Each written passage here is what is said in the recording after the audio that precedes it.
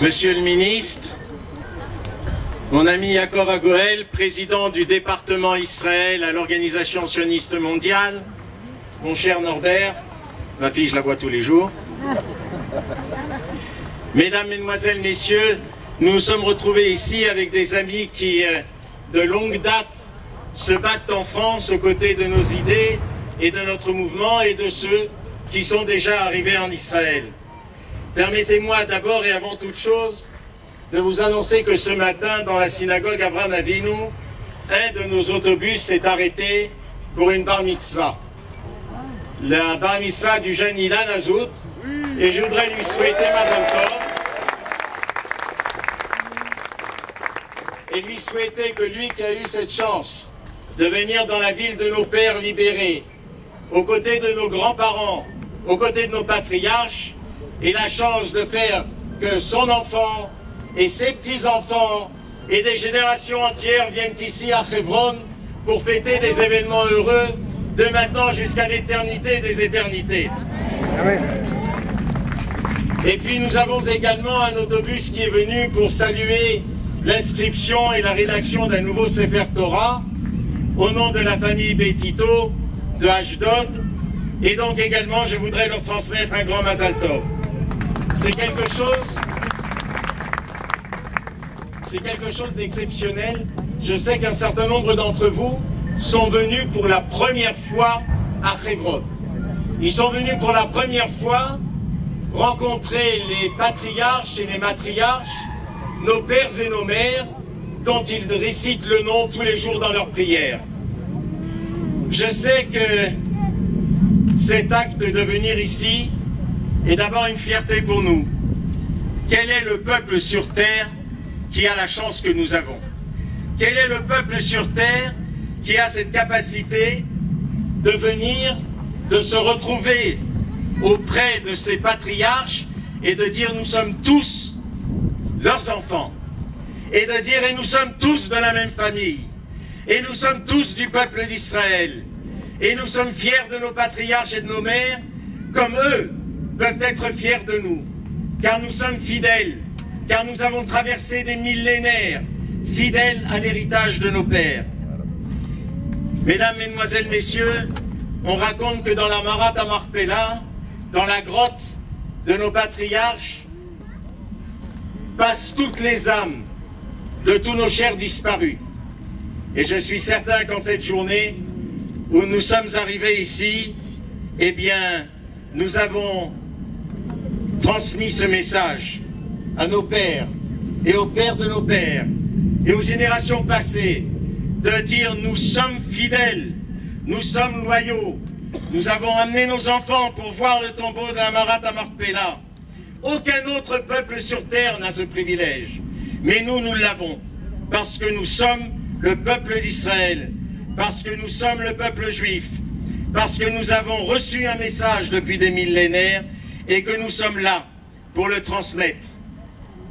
Notre flottille à nous, notre flottille juive pour Hebron, elle a d'ores et déjà réussi, puisque nous sommes là et que nous levons le drapeau d'Israël, pas comme l'autre flottille qui n'arrivera jamais, et c'est dommage qu'elle n'ait pas coulé en route.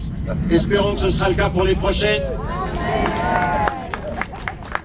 Pas comme cette flottille de terroristes assassins, et espérons que la prochaine fois que nous aurons à tuer quelques terroristes, nous n'aurons pas besoin de commission d'enquête.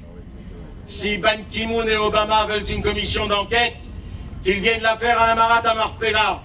Ils verront le lien qu'il y a entre le peuple juif et la terre d'Israël. Il y a dans chaque génération des juifs comme ça qui oublient. Ils ne savent pas d'où ils viennent et donc ils ne savent pas où ils vont. Parfois ils deviennent même ministres des Affaires étrangères en France. Nous nous en souviendrons parce que nous n'avons pas oublié. Et pour nous, la fidélité à nos pères, c'est bien entendu la fidélité à l'héritage d'Abraham, d'Isaac et de Jacob. C'est la fidélité à la Torah d'Israël, mais c'est la fidélité à l'héritage que Dieu leur a donné. La terre d'Israël, Eretz Israël, qui a été promise à Abraham et à ses descendants, à Isaac et à ses descendants, à Jacob et à ses descendants, donc à nous, cette terre d'Israël qui a été libérée par le sang juif, qui a été sanctifiée par nos prières et nos pleurs pendant 2 millénaires. Et cette terre d'Israël, là où nous nous trouvons, elle n'appartient qu'au seul peuple juif. Elle appartient au peuple juif à lui seul. Elle n'appartient à personne d'autre.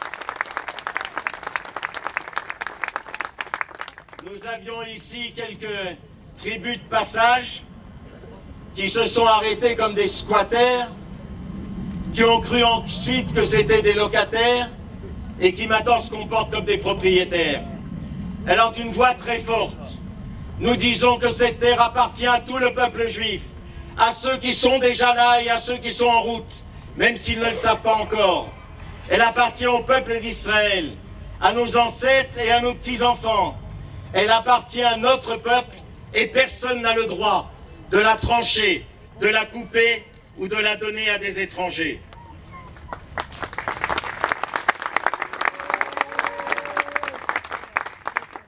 Alors, mesdames, mesdemoiselles, messieurs, cette terre d'Israël, oui, elle a été sanctifiée. Dans quelques jours se dérouleront les cérémonies commémoratives du pogrom de Hebron de 1929, où les Arabes ont assassiné des Juifs. C'est vrai, il n'y avait pas encore l'ONU, sinon ils seraient intervenus pour les aider. C'est vrai, à l'époque que nous avions vécu alors, il n'y avait pas encore de blocus sur Gaza et il n'y avait pas encore de libération juive de la Judée-Samarie. Et pourtant, des Juifs ont été assassinés. Car le véritable but de ceux qui sont là-bas en face, c'est pas de liquider un processus de paix, mais c'est d'assassiner des Juifs. Car c'est cela. Monsieur le ministre, nous avons connu une période pas très heureuse, une période de gel. Mais vous voyez, vous aussi, vous devez vous protéger du soleil. Sous un soleil pareil, il ne peut pas y avoir de gel. Il n'y a pas de gel. Et nous souhaitons, la prochaine fois que nous venons ici, voir des grues et des tracteurs et des bulldozers et des roues être grandes construites. Et nous vous prions, Monsieur le ministre, de transmettre au gouvernement d'Israël ce qu'est l'opinion, la volonté, le souhait du peuple juif. C'est pas celui qui passe à la télé, c'est pas celui qui écrit dans les journaux. Quoique là, vous avez une opportunité extraordinaire de vous abonner à un journal qui donne une véritable information, Israël 7, un journal de patriotes, un journal dont vous avez besoin pour pouvoir réfuter la désinformation qui existe. Mais en tout cas, notre message à nous, c'est de dire au gouvernement d'Israël que pour nous, ceux qui habitent à Kiryat Arba, Hebron, en Judée, en Samarie, ce ne sont pas des colons sauvages comme l'écrit le journal Le Monde à Paris, mais ce sont nos frères et nos sœurs, nos pionniers, nos combattants et ceux qui veillent sur le tombeau de nos ancêtres. Alors, en France demain, pour ceux d'entre vous qui n'ont pas pris un billet, allez simple. Et je souhaite bien entendu que vous soyez tous avec un billet aller simple. Et on a besoin de vous tous ici en Israël pour construire notre pays. Mais vous êtes en route. Vous, au moins, quand vous venez en vacances, vous ne vous trompez pas de direction en Méditerranée. C'est déjà ça. Alors, nous vous attendons avec impatience. Mais ce que nous voulons, c'est que lorsque vous retournez en France, et pour ceux d'entre vous qui restent en Israël, de transmettre ce message. On peut se promener avec le drapeau d'Israël à Hebron. Pas on peut. On doit se promener avec notre drapeau d'Israël à Hebron. Et ce que je voudrais vous dire, c'est que le combat que nous sommes en train de mener ou que nous devons mener, que vous allez mener, c'est le combat réel de dire partout où vous le pourrez, la terre d'Israël m'appartient.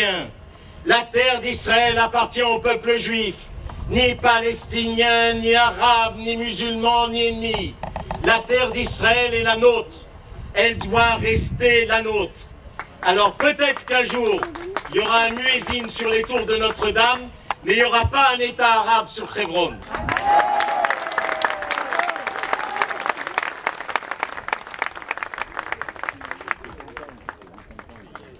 Mesdames et mesdemoiselles, messieurs, nous venons de visiter la ville de nos pères et de nos mères.